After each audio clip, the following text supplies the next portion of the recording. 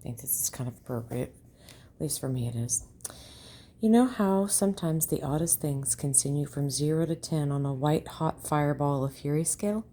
Those times when you're perfectly fine and maybe even humming your favorite song, and then suddenly a bolt of anger rises up from the bottom of your feet to the top of your head, and justice will be yours.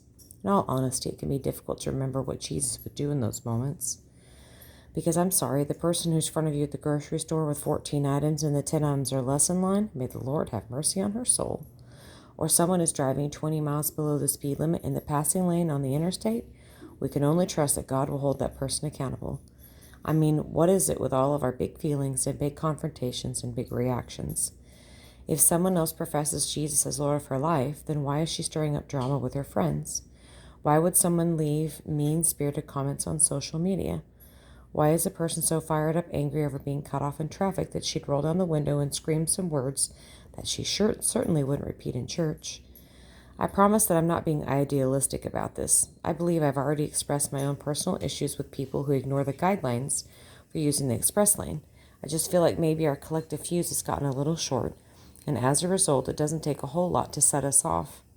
So how do we handle our anger without hurting someone else? How, in the heat of the moment, do we remind ourselves that human anger does not accomplish God's righteousness? James 1:20. Here are 3 quick reminders that might help. 1. Ask the Lord for humility. He leads the humble in what is right and teaches them his way. Psalms 25:9. So many times my anger is a byproduct of an inflated sense of self. That leads to thinking that if I'm being inconvenienced, the person causing that inconvenience needs to face a consequence of my own making. However, I'm going to react poorly if I'm operating out of pride. Number 2, ask the Lord for patience. Don't let your spirit rush to be angry, for anger abides in the heart of a fool. Ecclesiastes 7:9. I know this is a newsflash to some of us, but everything doesn't have to happen on our own timetable. Often our impulsiveness, our unwillingness to be delayed, or to listen, or to just understand that people sometimes have bad days, causes us to react in ways we regret. Waiting even 30 seconds to react can often make a tough situation so much better. Number 3, ask the Lord for gentleness. A gentle answer turns away anger, but a harsh word stirs up wrath. Proverbs 15:1.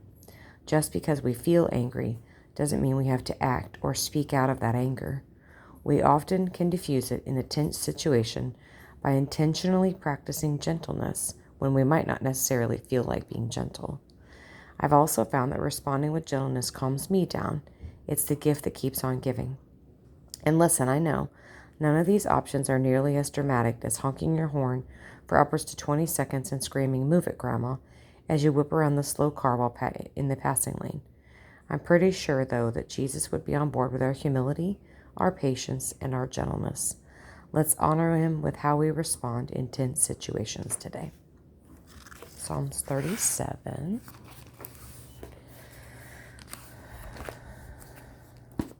Reminds me of what Brad said yesterday about remembering that people are sheep without a shepherd.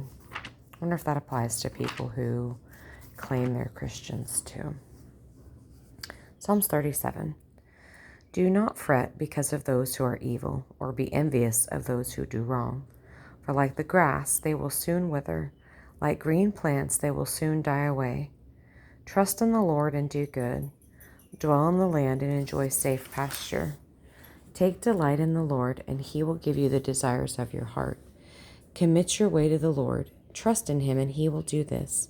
He will make your righteous reward shine like the dawn, your vindication like the noonday sun. Be still before the Lord and wait patiently for him.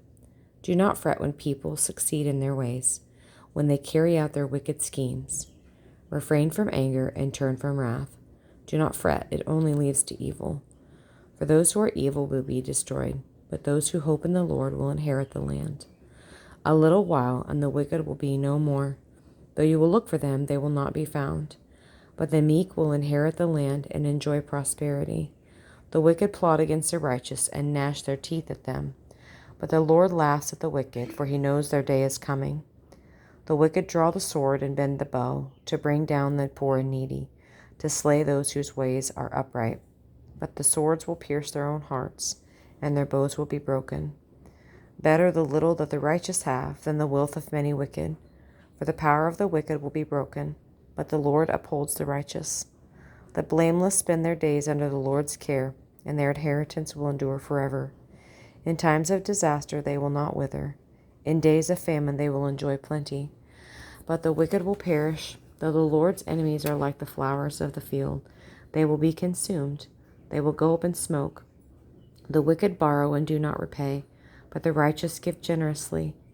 Those the Lord blesses will inherit the land, but those he curses will be destroyed. The Lord makes firm the steps of the one who delights in him. Though he may stumble, he will not fall, and the Lord upholds him with his hand. I was young, and now I am old, yet I have never seen the righteous forsaken, or their children begging for bread. They are always generous and lend freely, and their children will be a blessing. Turn from evil and do good, then you will dwell in the land forever. The Lord loves the just and will not forsake his faithful ones. Wrongdoers will be completely destroyed. The offspring of the wicked will perish. The righteous will inherit the land and dwell in it forever. The mouths of the righteous utter wisdom, and their tongues speak what is just. The law of their God is in their hearts, their feet do not slip. The wicked lie in wait for the righteous, intent on putting them to death. But the Lord will not leave them in the power of the wicked, or let them be condemned or brought to trial. Hope in the Lord and keep his way. He will exalt you to inherit the land. When the wicked are destroyed, you will see it. I have seen a wicked and ruthless man flourish like a luxuriant native tree, but soon he passed away and was no more. Though I looked for him, he could not be found. Consider the blameless, observe the upright. A future awaits for those who seek peace. But all sinners will be destroyed. There will be no future for the wicked. The salvation of the righteous comes from their Lord. He is their stronghold in time of trouble. The Lord helps them and delivers them. He delivers them from the wicked and saves them, because they take refuge in him. Have a good day.